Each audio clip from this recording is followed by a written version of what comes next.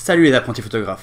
Aujourd'hui on va apprendre pourquoi il faut absolument sortir du mode automatique si on veut progresser en photo. C'est parti.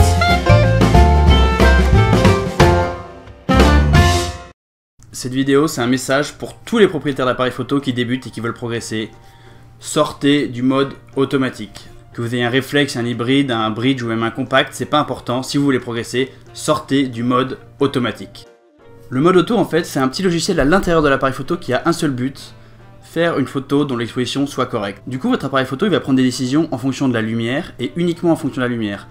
Le mode automatique il peut pas deviner si on est en train de faire un portrait ou un paysage, donc il va prendre les décisions vraiment uniquement en fonction de la lumière. Il va faire un peu n'importe quoi, il va sortir le flash alors qu'on est en train de faire du paysage. Par exemple s'il y a beaucoup trop de lumière il va fermer complètement le diaphragme, ce qui va faire une immense profondeur de champ même si on est dans une situation où une faible profondeur de champ aurait été plus adaptée. On peut pas faire confiance au mode automatique pour prendre les bonnes décisions. Le mode automatique, c'est l'ennemi des photographes. Pourquoi? Est-ce que ça fait des mauvaises photos? Non, pas forcément. Ça fait des photos qui sont en général à peu près correctes, ou en tout cas exposées correctement. Mais le problème, c'est qu'en laissant quelqu'un d'autre, à savoir votre appareil photo, prendre toutes les décisions à votre place, vous tuez toute créativité. Parce que les paramètres comme la vitesse, la profondeur de champ, sont des leviers créatifs importants. Avec une très faible profondeur de champ, par exemple, on va pouvoir recentrer l'attention sur un sujet. Avec une très grande profondeur de champ, on va pouvoir donner une impression d'immensité, par exemple. La vitesse aussi, c'est un paramètre très important. En maîtrisant sa vitesse, on va pouvoir figer le mouvement si on veut une photo parfaitement nette, mais on va aussi pouvoir utiliser le flou si on veut justement suggérer le mouvement en faisant des pauses longues ou des pauses lentes. Et tous ces paramètres-là, c'est des leviers créatifs qui vont vraiment permettre d'apporter quelque chose à votre photo. Ça va créer de l'originalité, ça va permettre de transcrire une ambiance, ça va vraiment ajouter quelque chose. Alors que si vous restez en mode automatique, toutes les photos elles seront un peu pareilles, un peu plates, un peu tristes. Elles seront bien exposées mais ça ira pas plus loin. Un autre inconvénient du mode automatique, c'est que tout simplement on comprend pas ce que fait l'appareil photo. Et oui, on lui fait tellement confiance qu'on n'apprend pas à quoi servent les réglages. On va pas comprendre l'effet de l'ouverture sur la profondeur de champ, on va pas comprendre l'effet de la vitesse sur l'exposition.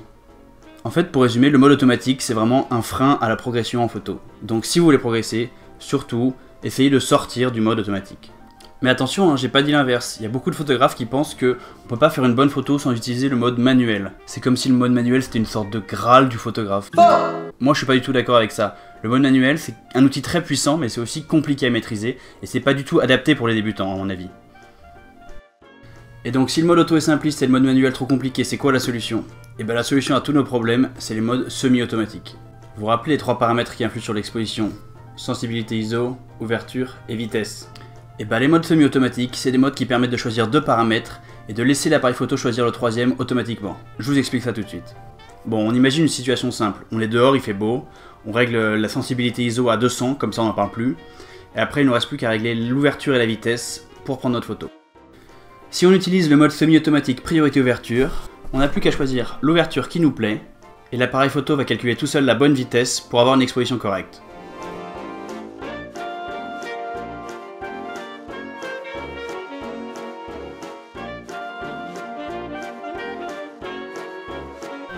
A l'inverse, si on utilise le mode priorité vitesse, noté S ou TV selon les marques, on choisit uniquement la vitesse et l'appareil photo va déterminer tout seul la bonne ouverture pour avoir une exposition optimale.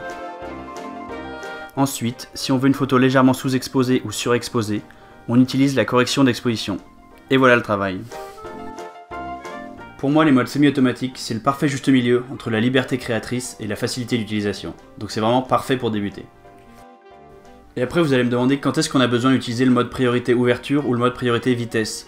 Et bien c'est simple, ça dépend du réglage dont vous avez besoin. Par exemple en reportage, en photo de rue, en portrait, moi j'ai besoin de maîtriser directement la profondeur de champ, je vais donc utiliser le mode priorité ouverture. Mais quand je dois prendre en photo des enfants qui bougent partout ou des sportifs qui courent très vite, j'ai besoin de maîtriser ma vitesse d'obturation, donc je prends le mode priorité vitesse. Et voilà, maintenant vous savez pourquoi, quand vous débutez, il est vraiment très important de sortir du mode tout automatique, et pourquoi à la place, je vous conseille d'utiliser les modes semi-automatiques, le mode priorité ouverture et le mode priorité vitesse. Voilà, c'est tout pour cette vidéo, j'espère qu'elle vous aura appris quelque chose. Si elle vous a plu, n'hésitez pas à vous abonner. Et si vous souhaitez recevoir gratuitement mon guide « Devenez un meilleur photographe en 12 semaines », cliquez sur le lien dans la description ou à la fin de la vidéo. Et n'oubliez pas, c'est en faisant des photos qu'on devient photographe, alors sortez et déclenchez.